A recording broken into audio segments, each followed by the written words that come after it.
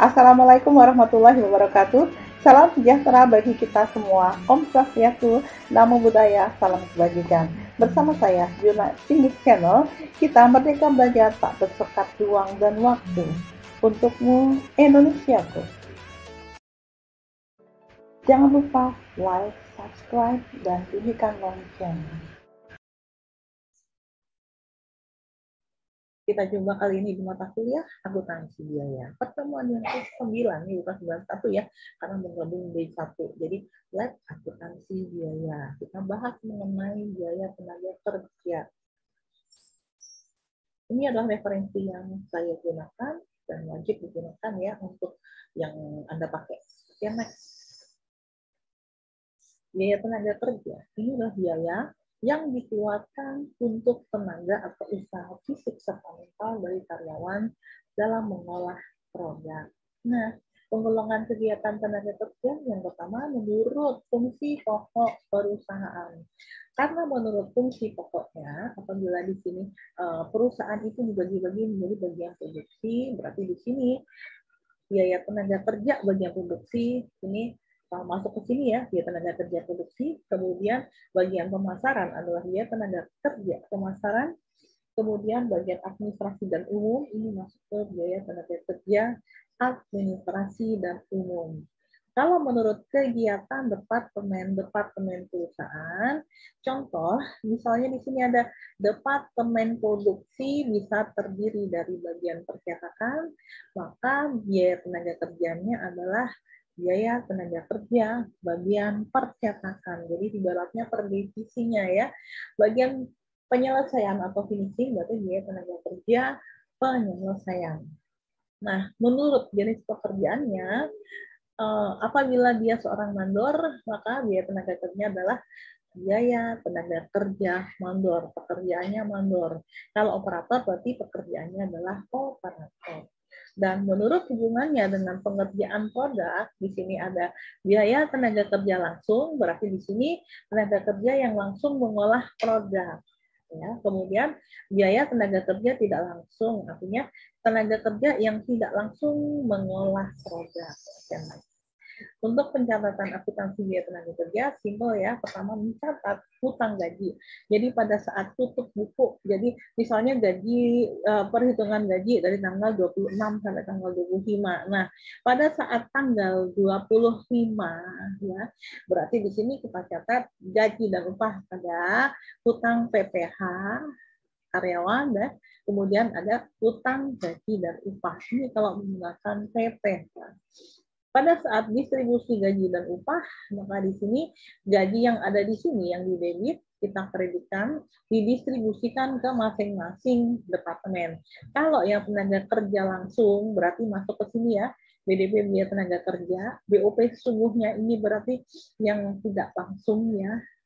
Kemudian biaya administrasi dan umum ini bagian administrasi dan umum, dan pemasaran merupakan masuk ke bagian pemasaran. Setelah itu, pada saat pembayaran gaji, maka hutang gaji dan upah yang tadinya dikredit, kita debitkan. Kreditnya adalah kas. Nah, pada saat pembayaran pajak, tadi kan di sini ada hutang PPh karyawan ya, hutangnya lunas, kemudian keluarkan kas, kemana kasnya keluar? Bukan ke karyawannya, tapi ke Dirjen Pajak, biasanya ke KPP yang paling dekat. Oke, next ya. Kita masuk ke Excel-nya, yuk.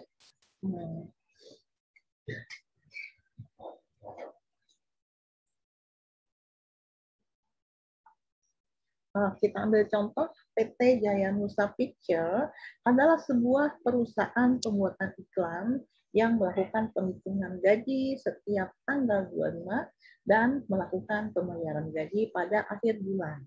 Data karyawan dan jumlah gaji yang diterima selama bulan Januari ini ya, jadi ada Ida, Ridwan, dan seterusnya. Nah, di sini Ida dan Ridwan ini bagian marketing, ini bagian produksi, ya jadi beda ya. Kemudian satunya lagi bagian administrasi. Berarti kita harus pilah-pilah di sini. Oke, kita coba insert di sini ya. Bagian marketing ya berarti sama dengan ini untuk pendistribusian gajinya. Kemudian di sini bagian produksi sampai di sini, oke, di sini kita insert ya. Bagian produksi berarti sama dengan sum dari sini. Nah, dari sini ya. Kemudian bagian apa namanya? Bagian administrasi, oke. Kalau kita begini ya. Bagian administrasi ini saya buat ini dulu. Format cell ini seperti ini ya. Tapi ini enggak ada. Oke, nah ini bagian administrasi, jadi sama dengan sum dari sini. Di bagian administrasi kita total dulu. Oke, kita diminta untuk membuat jurnal yang diperlukan. Tapi perhatikan di sini ada perusahaan menetapkan sebesar 15% dari gaji departemen produksi adalah idle time cost. Ya. Jadi apa namanya ya, untuk apa namanya time cost idle, jadi waktu yang menganggur. Oke, diminta dibuat jurnal yang diperlukan. Oke, kita lihat ini sudah. Sekarang jurnal yang diperlukan. Iya, biar muat. Dimuat-muatin ya. Ini Jeremy Thomas, kepanjangan Jeremy T. Nah, sudah. Kemudian yang di sini web aja, kemudian dikecilin. Nah, seperti ini kan karyawan N1. Nah, sudah ya. Ini departemen. Oke, ini ada jumlah ya. Nah, seperti ini. Nah, selanjutnya pada tanggal 25 ini kan nih yang ini ya. Pada tanggal 25. Jadi pada saat perhitungan gaji. Jadi tanggal berapa? Ini jurnal ya. Jurnalnya sebagai berikut. Jadi pada tanggal berapa nih? 25 Januari tahun 2021. Kita harus perhatikan. Tahun 2021 ini belum berlaku untuk apa namanya? Untuk PPh yang di bawah UMR, di bawah 50 juta. Kalau sekarang kan semuanya yang di bawah 50 juta pun kena pajak 5% gitu ya. Karena apa PTKP ya, PTKP. Jadi sekarang di sini kalau di sini karena belum berlaku yang seperti itu, berarti di sini tidak ada pajak ya. Jadi kita harus perhatikan yang itu. Oke, next. Jurnal tanggal sekian ya, berarti timbul biaya gaji dan upah. Begini, pada hutang gaji dan upah. Oh ini. Pada di sini saya copy aja. Oke, ini biayanya menjadi utang. Kenapa belum dibayarkan? Ya, hutang gaji dan upah sebesar berapakah? Biaya gaji dan upah sebesar ini semuanya berapa? Sama dengan sum dari atas ke bawah. Dari sini ya. Ini total gaji dan upahnya. Nah, 26 juta. Ini oke, benarkah penglihatan saya? Jadi kita pakai nomor, nah seperti ini selalu ya. Karena mata saya, harusnya saya salah melihat. Oke, ini juga sama. Ini pakai yang nomor. Oke, biaya gaji dan upah ini sebesar berapa? Sebesar 26 juta. Nah, seperti ini berarti hutangnya, hutang gaji dan upah di sini sama. Oke. Tapi andaikan ada PPh, berarti di sini ada PPh. Ya, tapi karena di sini tidak ada PPh, berarti ini ya, misalnya di sini ada PPh, berarti ada utang PPh, gitu ya. Tapi kita lihat yang paling tinggi ini 4 juta saja, 4 kali 2 kali 12 itu 48 ya. Sedangkan 48 ini kalau dikurangi dengan PPKP sudah habis, jadi secara otomatis tidak kena pajak. Berarti anggap saja di sini nggak ada. Oke. Nah, selanjutnya tadi kan tanggal 25 dibuat pendistribusian. Ini apa namanya? Pencatat utang gaji. gaji dan upah. Oke. Ini mencatat utang gaji dan upah. Selanjutnya, nah saya kasih garis bawah ya. Kemudian di sini tadi kan mencatat utang gaji dan upah. Baru kemudian pendistribusian. Pendistribusian gaji dan upah. Nah, untuk pendistribusian ini bedanya apa? Bedanya gini. Ini kan mencatat pendistribusian gaji dan upah ya. Tadi biaya gaji dan upah di sini kan. Yang tadinya di sebelah debit, kreditkan. 1, 2, 3. Nah, gitu. Pas ya.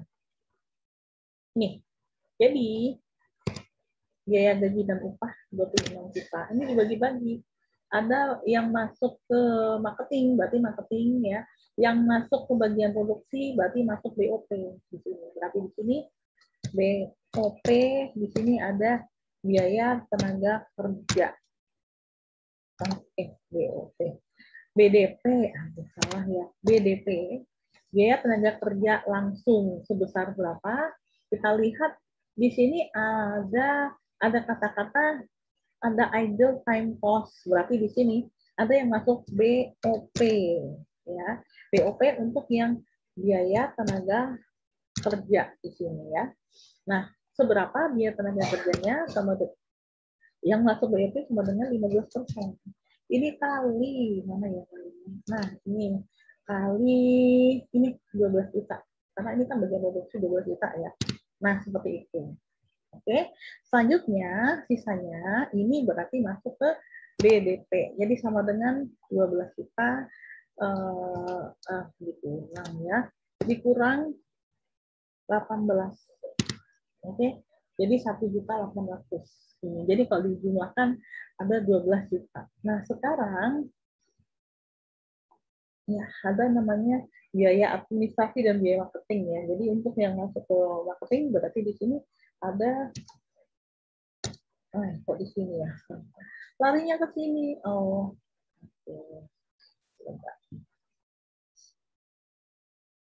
Oke, di sini karena ini merupakan bagian administrasi, berarti ini masuk ke biaya administrasi dan ini.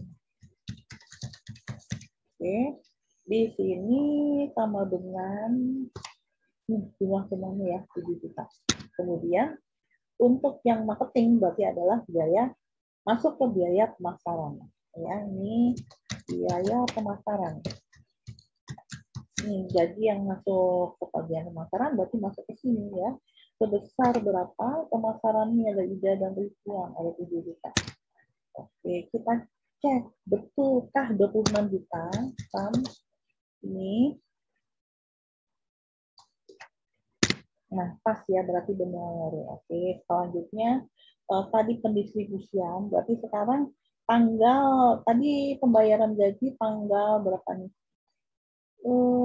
Melakukan perhitungan gaji tanggal 25 dan pembayaran setiap akhir bulan. Berarti kalau di sini Januari, berarti kalau akhir bulan, berarti tanggal berapa? Kita mencatat ini tanggal 31 Januari 2021. Oke, di sini mencatat pembayaran gaji.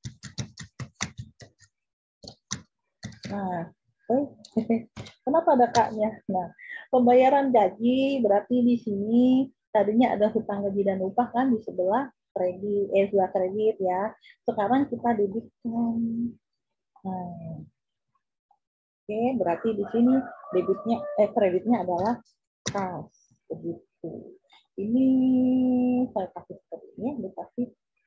Nah, ya, jadi hutang gaji dan upah ini tadinya 26.000 lunas ya.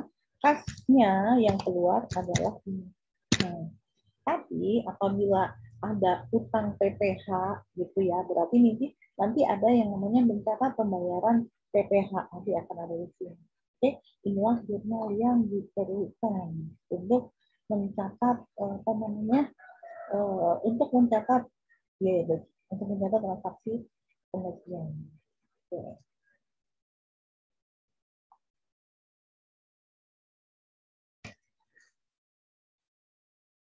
Sekarang kembali lagi ke PowerPoint-nya, kita masuk ke insentif. Insentif ini tujuannya untuk meningkatkan produktivitas. Jadi ada beberapa metode. Yang pertama, insentif diberikan dengan sistem premi berdasarkan jam kerja. Di sini ada sistem premi Hartley. Jadi rumusnya gaji sama dengan T ini tarif ya. GS ini adalah jam sesungguhnya. GH adalah jam hemat. Jadi GS plus setengah jam hemat. Nah, kalau menggunakan sistem premi Rowan, jadi sama dengan 1 plus jam hemat per jam standar kali jam sesungguhnya kali tarif. Oke, ini ya, ini seperti tadi ya, G adalah jumlah gaji, JS adalah jam sesungguhnya, T adalah tarif upah per jam, JH adalah jam hemat, jadi standarnya berapa dikurangi dengan jam sesungguhnya. JST adalah jam standar. Oke, sekarang insentif diberikan berdasarkan satuan hasil. Ada site piecework, di sini karyawan yang menghasilkan unit di bawah standar atau sama dengan standar mendapatkan upah persatuan standar. Sedangkan yang melebihi standar, maka ada kelebihannya. Oke, dihitung kelebihannya per unitnya berapa. Kalau dengan menggunakan sistem Taylor, perusahaan menetapkan tarif upah persatuan yang berbeda antara yang produktivitas standar dengan yang produktivitas tinggi. Ini contohnya ya, ini kalau menggunakan ini tinggal dimasukkan saja. Oke, kayaknya ini nanti di mana di Excel-nya ya. Biaya yang berhubungan dengan tenaga kerja ada setup time. Ini biaya yang dikeluarkan untuk memulai produksi. Perlakuan setup cost adalah bisa dimasukkan ke dalam upah tenaga kerja langsung, bisa dimasukkan sebagai BOP, bisa dibebankan kepada pesanan tertentu, tapi tidak sebagai unsur biaya tenaga kerja. Jadi biaya bahan baku tidak masuk dalam biaya tenaga kerja langsung, ya kemudian biaya bahan baku atau BOP. Oke. Untuk waktu yang menganggur, ini idle time ya, adalah waktu di mana karyawan tidak memiliki pekerjaan karena hambatan produksi. Jadi masuk ke unsur biaya overhead ini yang tadi ya. Sekarang kita masuk ke Excel-nya. Oke.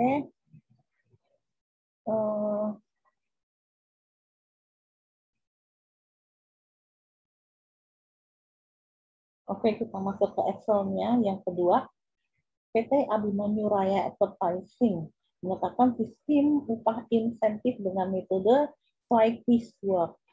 Dalam 1 minggu ditetapkan standar yang dihasilkan karyawan sebanyak 250 unit dengan upah minimum yang dijamin 1 juta per minggu. Oke, 1 juta per minggu. Jadi di sini upah standar per unitnya ada 2.500 ya, upah standar. Sebentar, apakah benar? Kayaknya saya bikin soal.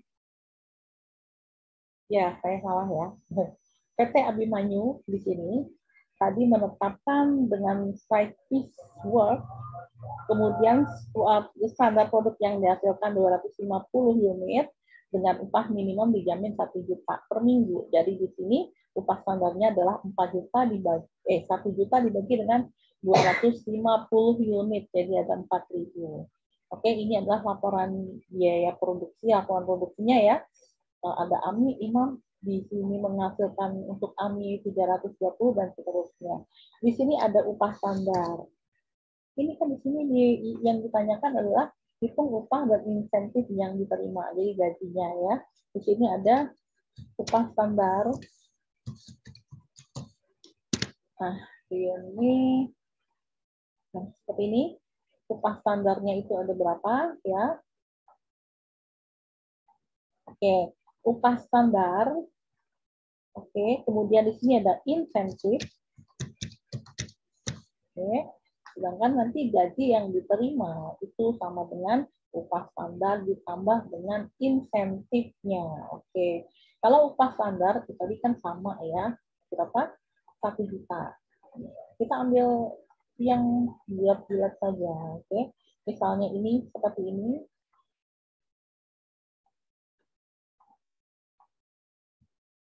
Oke. Nah, kita hitung upah standarnya kan 1 juta. Nah, oke. Oh, ternyata belum saya kasih seperti ini. Oh, sekalian aja.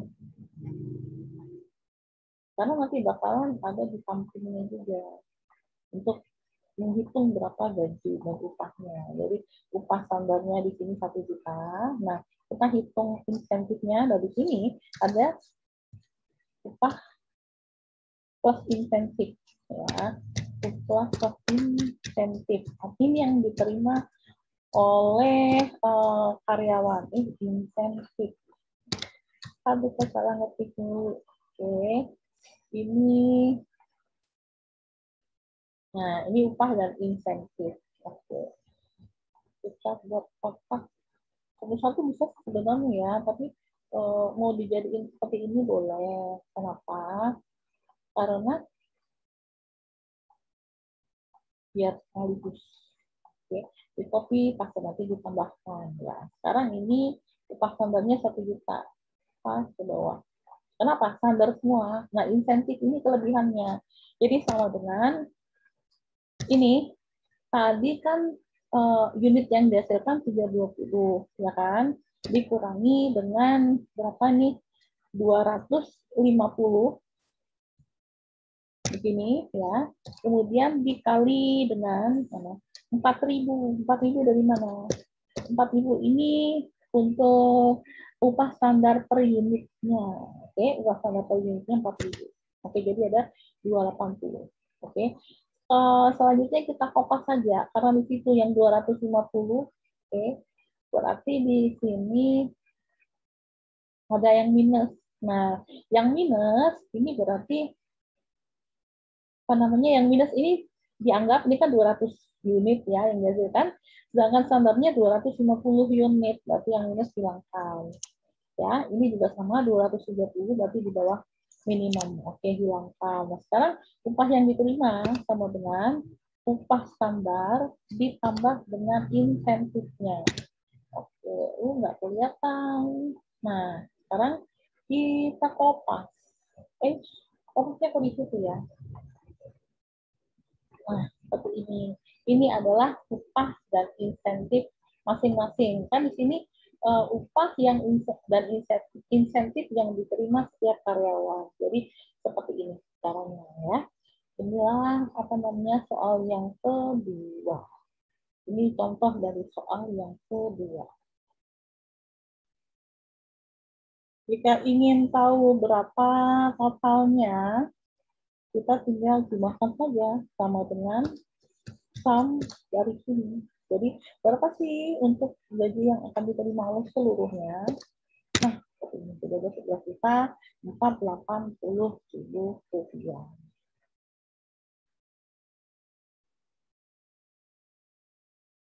Oke, sekarang yang ketiga, dengan menggunakan soal nomor 2, berarti yang di sini ya. Jika PT Abimanyu Raya Advertising menggunakan metode Taylor Differential Rate Plan, jadi di sini digunakan berbeda-beda ya. Untuk karyawan yang menghasilkan 300 unit diberikan upah tarif 3.000. Tapi yang lebih dari 300 diberikan tarifnya 4.000. Nah, untuk yang kurang dari 300 tarifnya 2.000. Misalnya seperti itu, berarti kita buat di sini ya. Di sini berarti kita langsung seperti ini. Jadi langsung dikalikan dengan tarifnya. Oke. Ini, nah ini ya, seperti ini. Jadi kita hitung ini yang dihasilkan ya. Ini nama karyawannya sama. Nah, di sini bukan upah standar, yang dicari adalah upah dan insentif yang diterima dengan menggunakan tarif yang berbeda-beda. Oke, ini diganti dengan upah ya. Di sini, ini kita hapus dulu karena bukan seperti ini perhitungannya ya. Tadi untuk karyawan yang menghasilkan 300 unit diberikan tarif upah 3.000. Nah, ini kan lebih dari 300, berarti sama dengan itu sih pakai if ya. Tapi kalau malah gini aja. Ini 320 dikalikan dengan 4.000. Kenapa? Lebih dari 300 unit. Oke. Untuk yang pas 300 unit ya, menghasilkan unit yang menghasilkan 300 unit. Nah, berarti di sini batasnya 300 kan? Berarti di sini sama dengan ini 300, ini dikalikan dengan 3.000. Oke, pas ya. Kemudian yang di sini yang kurang menghasilkan kurang dari 300, ini ada 2.000. Oke, berarti sama dengan ini kan kurang dari 300 ya, berarti ini dikali dengan 2.000. Oke, nah di sini 300 ini sama, jadi tidak usah kita hitung, kita langsung kopas. Nah, kemudian di sini 270, berarti ada di bawah 300, berarti sama dengan ini dikali dengan 2.000. Oke, kemudian 300 lagi, kita copy saja. Oke, kemudian ada 200, berarti di bawah ya, berarti sama dengan 200 dikali di bawah 300 itu 2.000. Nah, kemudian ini 300 lagi, berarti apa saja. Oke. Selanjutnya 320, jadi sama dengan ini 320 dikali, karena lebih dari 300, berarti tarifnya ada 4.000. Nah, selanjutnya di sini di bawah 300, berarti sama dengan ini 230 dikali dengan 2.000. Nah, seperti ini. Jadi upah yang diterima sama dengan sum yang diterima, yang akan dikeluarkan ya. Sum compare. Jadi ada 8 juta berapa nih? 8.080.000 rupiah. Oke, ini yang nomor 3. Oke, yang keempat sekarang. Oke, yang keempat, PT Application Software menetapkan jam standar per minggu untuk karyawannya 40 jam dengan upah 10.000 per jam. Jika seorang karyawan dalam 1 minggu dapat bekerja dalam waktu 35 jam. Jadi yang harusnya 40 jam di sini dikerjakan dalam waktu 35 jam. Berapakah upah yang harus diberikan oleh perusahaan jika menggunakan sistem premi hasil? Yang pertama dulu ya. Ini untuk yang sistem premi hasil.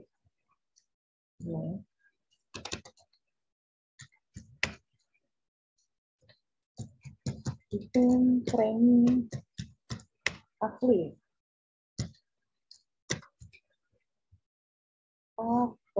Hasil. Salah ya, hasil. Oke. Ini yang pertama jawabannya ya. Rumusnya apa? Gitu. Kita lihat rumusnya.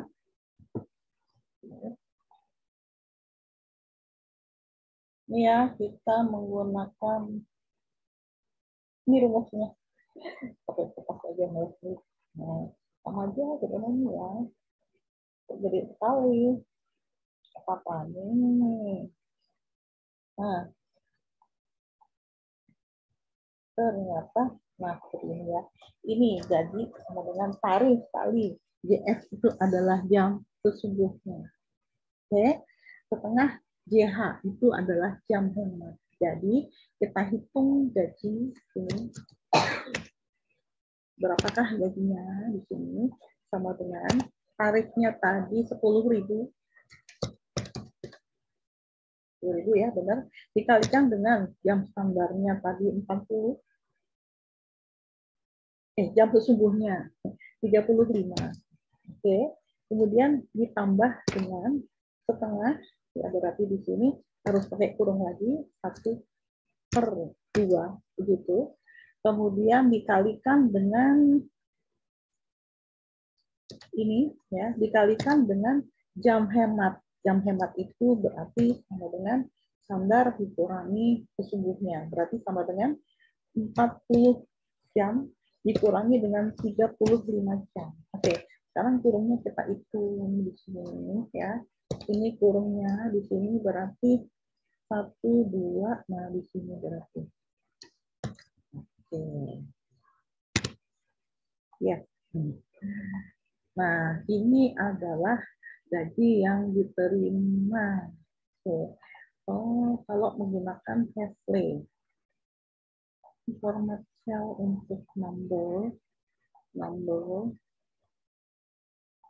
Nah, segini. Jadi ada Rp375. Oke. Sekarang bagaimana kalau dengan menggunakan sistem yang selanjutnya?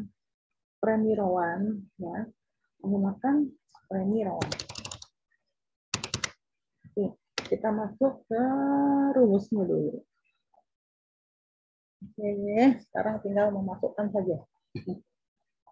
Jadi berapakah gajinya? Gajinya sama dengan berapa? Oke, kita hitung. Sama dengan ya.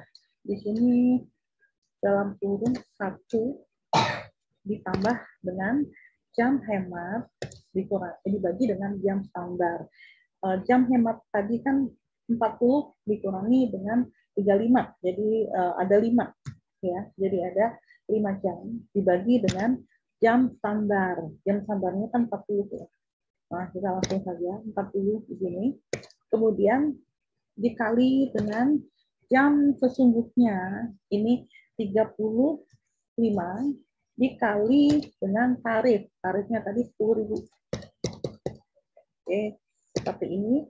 Kita tinggal hitung kurungnya, berarti ditambahkan dari sini sampai sini ya. Nah, di sini benarkah tarif ini ya, jam hemat ini dikalikan maksudnya.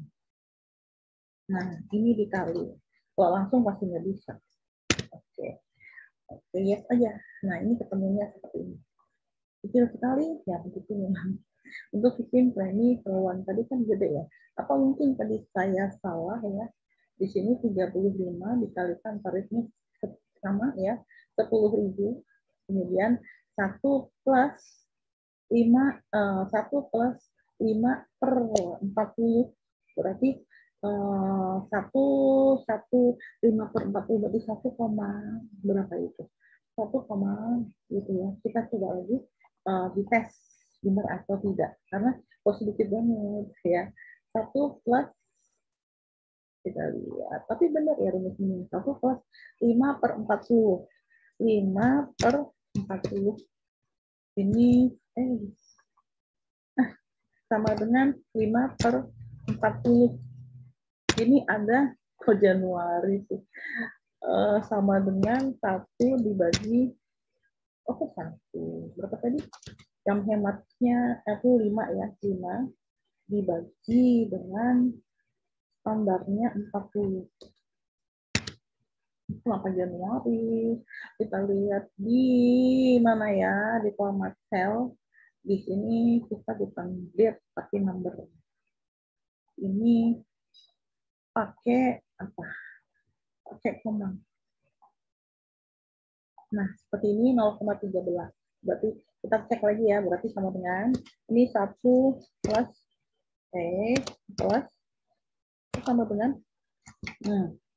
0,13 sama dengan 1,13 ya. Ini dikalikan dengan jam sesungguhnya, ini berarti sama dengan 35 gitu ya. Dikali dengan tarifnya 10.000. Oke. Ya, berarti sekarang tinggal dikalikan saja. Jadi sama dengan yang ini ya dikali dengan berarti tadi rumus kita salah. Oke, berarti 393 ini yang benar ya, bukan 40. Oke, ini ternyata yang dibuat seperti ini. Nah, ada 393. 393 750. Ini rumusnya tadi salah. Ya, berarti yang di sini ini kita cek. Kalau nggak masuk akal kita cek lagi satu-satu. Kenapa? Mungkin saja rumus kita salah. Oke. Tadi kan 1 plus ini kemudian dikalikan. penasaran juga sih sebenarnya, tapi ya sudah. Yang penting ini ketemunya. Oke. Sampai di sini jumpa kita ya. Ini untuk yang jawaban yang nomor 4. Nomor 4. Oke. Sampai di sini jumpa kita. Wassalamualaikum warahmatullahi wabarakatuh. Salam sejahtera untuk kita semua. Om Swastiastu, nama budaya, salam kebajikan.